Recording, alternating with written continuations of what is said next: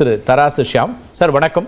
உங்கள்கிட்டருந்தே தொடங்குற இந்த சமீபத்திய நிகழ்வுகள், இந்த ஒருங்கிணைப்பு குரல் அப்படிங்கிறதும் அது வெளியிலிருந்து கேட்கறது ஒன்று, திரு ஓ பன்னீர்செல்வமோ திருமிகு சசிகலா அவர்களோ சொல்கிறது ஒன்று, கட்சியில் அவரோடு பயணிக்கக்கூடிய தோளோடு தோள் நிற்கக்கூடிய திரு வேலுமணி அல்லது திரு தங்கமணி உள்ளிட்டவர்களும் இந்த கோரிக்கையை வைக்கிறார்கள். வரக்கூடிய செய்தியை எப்படி பார்ப்பது, அதில் என்ன நடந்துட்டு இருக்கு, செய்தியாக என்ன உங்களுக்கு தகவல் அல்லது அதில் உங்கள் பார்வை என்ன, இது எந்த அளவுக்கு சாத்தியம்? காட்ஃபாதர் எம்ஜிஆர்னு ஒரு நூலுங்க, அது இன்றைக்கு தான் திரு எடப்பாடி பழனிசாமி அவர்கள் வெளியிடுகிறார்கள்.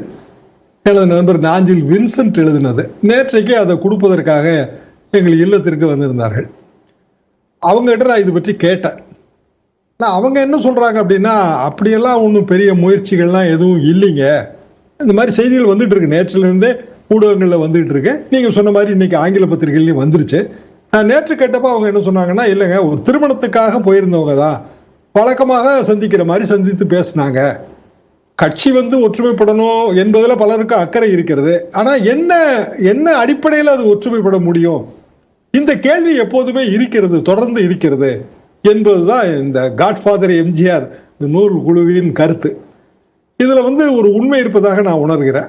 அது என்ன உண்மை அப்படின்னா, நீங்க சொல்ற மாதிரி ஓ பன்னீர்செல்வம் அவர்கள், திருமதி சசிகலா அவர்கள், இவர்கள் கட்சிக்கு திரும்பினால் அவர்களுக்கான ரோல் என்ன, இதை உண்மையிலேயே டிசைட் பண்ண முடியல.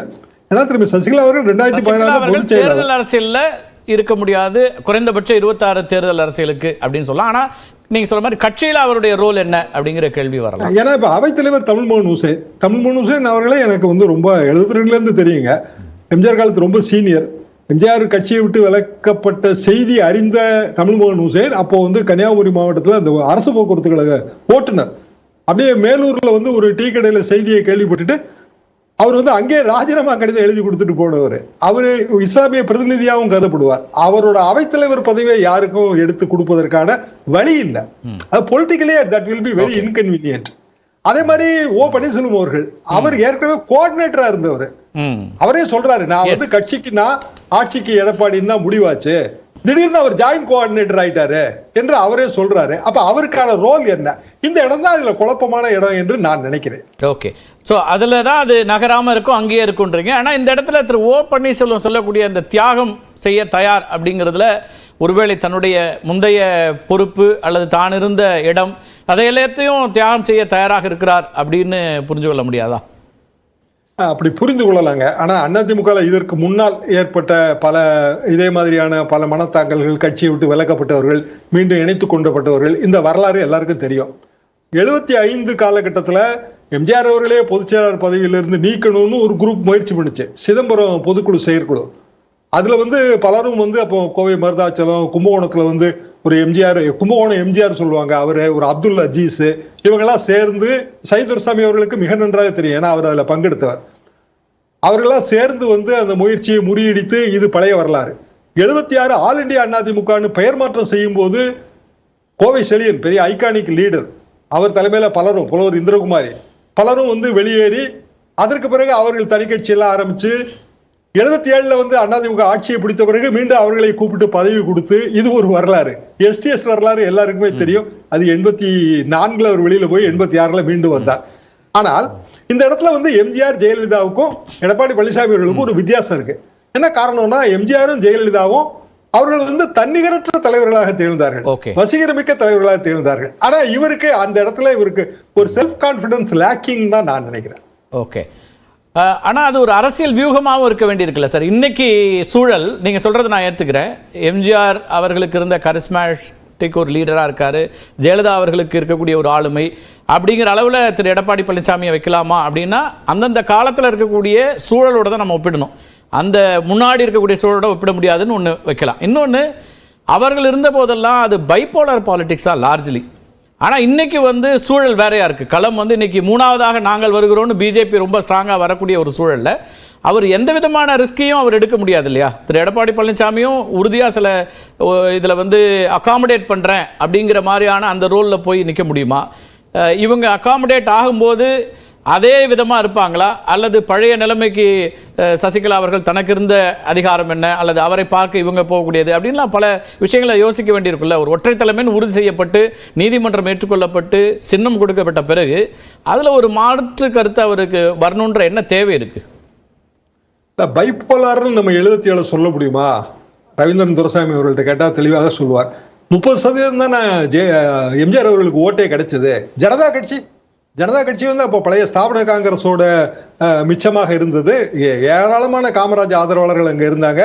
அவங்க வந்து தனியா போட்டிட்டு இன்றைக்கு பிஜேபி என்ன ஓட்டு வாங்கியிருக்கோ கிட்டத்தட்ட அந்த ஓட்டு அப்ப 77 வாங்கியிருக்காங்க. 4 கார்னர் கண்டஸ்ட் தான். அதாவது அதிமுக 30%, திமுக 24%. 80 நீங்க அந்த நிலைமையை பார்க்கலாம். அதனால 20% மேலான வாக்குகளை 2 திராவிட கட்சிகள் வச்சிருக்கக்கூடிய காலகட்டத்தில இருந்து தான் நம்ம பார்க்கிறோம். இன்னைக்கு அது வந்து அதை தான் சேலஞ்ச் பண்றாங்க. இப்போதும் அப்படிதான் இருக்கு. ஆனா பிஜேபி என்ன கிளைம் பண்றாங்க, இப்போ நாங்க வளர்ந்துட்டு இருக்கிறோம் அல்லது இந்த இடத்தை பிடிக்க போகிறோம், 2வது இடத்துக்கு வரதா எங்களுடைய நோக்கம்னு வெளிப்படையாக அறிவிக்கிறாங்க. அல்லது 26 ஆட்சி அமைப்பது நோக்கம்னு சொல்லும்போது அது அந்த கடந்த காலங்களோட ஒப்பிட முடியுமா இன்னைக்கு இருக்கிற சூழலுங்கிறது தான் நான் கேட்கிறேன் உங்கள்கிட்ட. எப்படி பார்த்தாலுங்க சின்ன ஓட்டு வித்தியாசம் தான் வெற்றி தோல்வியை தீர்மானிக்குது. ஆமா, ஒவ்வொரு தலைவருக்கும் ஏதாவது ஒரு வகையில் ஆதரவாளர்கள் இருப்பாங்க. குறைஞ்சபட்சம் ஒரு 10 சட்டமன்ற தொகுதியிலாவது அவங்களுக்கு ஆதரவு இருக்கும். ஆனா இத பிராடா வந்து ஒரு அரசியல்வாதி எப்படி கால்குலேட் பண்ணுவாரு அப்படின்னா, ஒரு கட்சி, அந்த கட்சிக்கான தலைமையில நம்ம இருக்கிறோம். ஆனா நமக்கு எதிராக மீண்டும் ஒரு குரூப்பை உருவாக்கணும்னா அது நம்ம பதவிக்கோ இல்லைன்னா நம்ம தலைமைத்துவத்துக்கோ அது சரிப்பட்டு வராது. இப்படியாக ஒரு நினைப்புங்கிறது அரசியல்ல சாதாரணமாக நம்ம பார்க்கிற விஷயம் தானே. ஓகே, முதல் கட்ட கருத்தை எடுத்துக்கிறேன் சார். நான் மற்றவர்கள்ட்ட கருத்து முன்னாடி திரு ரவீந்திரன் துரைசாமி, உங்களுக்கு நிறைய தகவல்கள் வரலாம். என்ன நடந்து கொண்டு இருக்கிறது, நீங்கள் உங்களுக்கான தகவல் அப்படிங்கிறத முதல்ல பேசிடுவோம். அதாவது அதிமுகவுக்குள்ள 2 வித கருத்து கொள்கை அடிப்படையில் இருக்குது. பாஜக எதிர்ப்புங்கிற ஒரு கருத்தியல் கொண்டவங்க ஒரு 2/3 இருக்கிறாங்க. பாஜக கூட இணைந்து செயல்படணுங்கிற ஒரு எண்ணம் கொண்டவங்க, பாஜக கூட்டணியை விட்டது நஷ்டம்னு எண்ணம் கொண்டவங்க ஒரு 1/3 இருக்கிறாங்க. இதில் எடப்பாடி பழனிசாமி வந்து என்ன ஃபீல் பண்ணுறாருன்னா, 18% கிறிஸ்தவ முஸ்லீம்கள் தமிழ்நாட்டில் இருக்கிறாங்க. இவங்களால தான் 2001 கலைஞர் ஆட்சிக்கு வர்றது தடுக்கப்பட்டது, 2006 ஜெயலலிதா அம்மையார் ஆட்சிக்கு வர்றது தடுக்கப்பட்டது, 2021 தான் 5.5% வாக்கு வித்தியாசத்தில் இவரும் ஓபிஎஸும் சேர்ந்திருக்கும் போது தடுக்கப்பட்டிருக்கும் போது இவர்களை மீறி பாஜக தொடர்புடைய எதுவும் நமக்கு வந்து பலன் அளிக்காதுங்கிறதுல எடப்பாடி பழனிசாமி தெளிவாக இருக்கிறாரு, உறுதியாக இருக்கிறாங்கிறதா என்னோட பார்வையாக இருக்கு. வர செய்திகளும் அதை தான் பாஜகவுடன் கூட்டணி இல்லைங்கிறது திட்டவட்டம்னு. பட் பாஜக இல்லாமல் எம்எல்ஏ ஆக முடியாதுங்கிற லெவலில் ஒரு 1/3 ஏரியாவுக்குள்ள அதிமுக நிர்வாகிகள் இருக்கிறாங்க. அந்த நிர்வாகிகளை பொறுத்த அளவில் ஒரு ரீஅலைன்மெண்ட் தேவைங்கிற ஒரு எண்ண ஓட்டம் இருக்குது. இப்போ சசிகலா அம்மையாரும் ஓபிஎஸும் சொல்றது வெளியே இருந்து சொல்லக்கூடியதுதான். இது வந்து அவங்க சார்பாக செய்திகள் பரப்பப்படும், இது எல்லாம் செயல்படும். பட் அதுல சசிகலா பலம் நிரூபிக்காதவர். பிஜேபி உதவி இல்லாமல் வெற்றி பெற முடியாது 1/3 அப்படி நினைக்கிறாங்களா என்ன? கண்டிப்பா இருக்கிறாங்க. கோயம்புத்தூர் சைடில் உள்ள அதிமுக ஆட்கள் இருக்கிறாங்க. 21 அது ஃபுல்லா கோயம்புத்தூர்ல வெற்றி பெற்ற வேலுமணி இன்னைக்கு தேமுதிக டெபாசிட் போயிருக்குங்க நிலைமைக்கு அவர் ஆளானது வெளிப்படையா தெரியும். அதே போல தென் மாவட்டத்தில் தளவாய் சுந்தரம் ஒரு செல்வாக்கான ஒரு தலைவர். கன்னியாகுமரி மாவட்டத்தில் எங்க மாவட்டத்தில் இந்த சந்திப்பு நடந்ததா, அப்படி ஏதாவது செய்தி இருக்கா? இன்னைக்கு ஆங்கில ஊடகங்கள்லாம் சொல்றாங்க, உடன் இருப்பவர்களே அது பற்றி பேசுறாங்கிறது நடக்குதா? வெளியிலேருந்து பேசுறது ஒண்ணு, உள்ள அவரோட பயணிக்கிறவங்க பேசுறது ஒண்ணு. அவரோட பயணிக்கிறதா பேசுறது வந்து நம்ம அதை உறுதிப்படுத்த முடியல. பட் அந்த எண்ண ஓட்டம் செங்கோட்டையனுக்கு இருக்கு, வேலுமணிக்கு இருக்குது.